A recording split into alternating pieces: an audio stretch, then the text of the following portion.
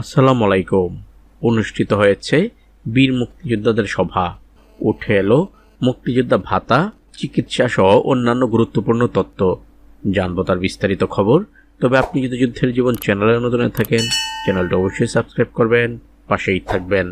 সাতক্ষীরায় ৭১-এর মহান মুক্তিযুদ্ধে অংশগ্রহণকারী বীর মুক্তিযোদ্ধাদের মর্যাদা অক্ষুণ্ণ রাখা এবং বর্তমান সরকারের সফলতা কামনা করে এক মত বিনিময় সভা অনুষ্ঠিত হয়েছে।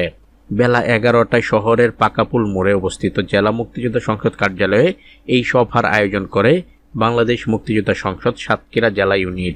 জেলা মুক্তিযোদ্ধা সংসদের আহ্বায়ক বীর মুক্তিযোদ্ধা সম শহীদুল ইসলামের সভাপতিত্বে অনুষ্ঠানের শুরুতেই পবিত্র কোরআন তেলাওয়াত ও গীতাপাঠ করা হয়।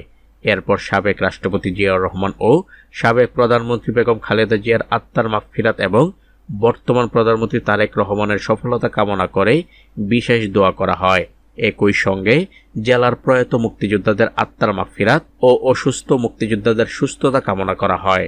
সভায় বক্তারা মুক্তিযোদ্ধাদের চিকিৎসা ক্ষেত্রে বিভিন্ন সুযোগ সুবিধা থেকে বঞ্চিত হওয়ার অভিযোগ তোলেন। তারা বলেন, সরকারিভাবে বীর মুক্তিযোদ্ধাদের চিকিৎসার জন্য বরাদ্দ দেওয়া হলেও তা প্রকৃত সুবিধাভোগীদের কাছে পৌঁছাচ্ছে না। সরকারি হাসপাতালে বীর মুক্তিযোদ্ধারা সুচিকিৎসা পাচ্ছেন না এবং জরুরি মুহূর্তে সরকারি অ্যাম্বুলেন্স কিংবা প্রয়োজনীয় ওষুধ মিলছে না বলেও ক্ষোভ প্রকাশ করেন তারা। মত বিনিময় সভায় বক্তারা বলেন, স্বাধীনতা বিরোধী চক্রের মূল লক্ষ্য ছিল বাংলাদেশের মুক্তিযুদ্ধ ও এর স্মৃতিগুলো। সে কারণেই একের পর এক মুক্তিযোদ্ধা কমপ্লেক্স ধ্বংস করা হয়েছে। দেশের সাম্প্রতিক পরিস্থিতি উল্লেখ করে বক্তারা বলেন, বর্তমান সরকার মুক্তিযুদ্ধের পক্ষের সরকার। স্বাধীনতা বিরোধী পরাজিত শক্তি এই সরকারের বিরুদ্ধে নানা গুজব ও অপপ্রচার ছড়িয়ে ভাবমূর্তি ক্ষুণ্ণ করার চেষ্টা করছে। বাংলাদেশের স্বাধীনতা ও সার্বভৌমত্ব রক্ষায় বীর মুক্তিযোদ্ধাদের আবারও ঐক্যবদ্ধ হওয়ার আহ্বান জানিয়ে তারা বলেন, বিগত আন্দোলনের সময় সাতক্ষীরা জেলা শহরের ৩টি মুক্তিযোদ্ধা কমপ্লেক্স হামলা ও অগ্নিসংযোগ করা হয়েছে, অথচ এই নারকীয় ঘটনার পর এখনও কোনো মামলা হয়নি বা জড়িতদের আইনের আওতায় আনা হয়নি। বক্তারা অবিলম্বে এসব কমপ্লেক্স সংস্কার এবং হামলাকারীদের চিহ্নিত করে শাস্তির দাবি জানান। জুলাই বিপ্লবের শহীদদের প্রতি শ্রদ্ধা জানিয়ে বক্তারা আরও বলেন, জুলাই আন্দোলনের শহীদ পরিবারগুলো ৩০ লাখ টাকা, যার মধ্যে ২০ লাখ টাকা সঞ্চয়পত্র ও মাসিক ২০,০০০ টাকা ভাতাসহ প্রায় ৩৮,০০০ টাকা পাচ্ছেন। অন্যদিকে বীর মুক্তিযোদ্ধাদের পরিবার পাচ্ছে মাত্র ২০,০০০ টাকা।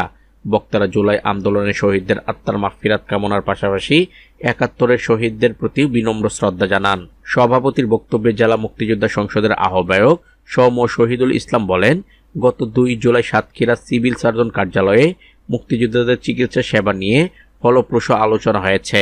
Civil surgeon doctor Abdus Salam আশ্বাস দিয়েছেন যে সাতক্ষীরার কোনো বীর মুক্তিযোদ্ধার চিকিৎসা থেকে বঞ্চিত হবেন না। সরকারি হাসপাতালে ঔষধ না থাকলে তা কিনে দেওয়া হবে, তবে এই সুবিধা শুধু বীর মুক্তিযোদ্ধা ও তার স্ত্রী পাবেন।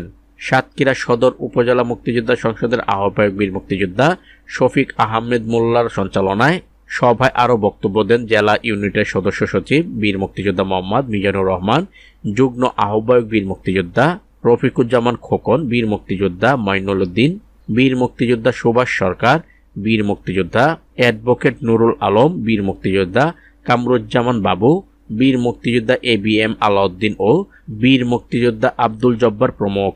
তো আজ এ পর্যন্তই, দেখা হবে অন্য এক নতুন ভিডিওতে। ততক্ষণ পর্যন্ত সবাই ভালো থাকবেন, সুস্থ থাকবেন। আল্লাহ হাফেজ।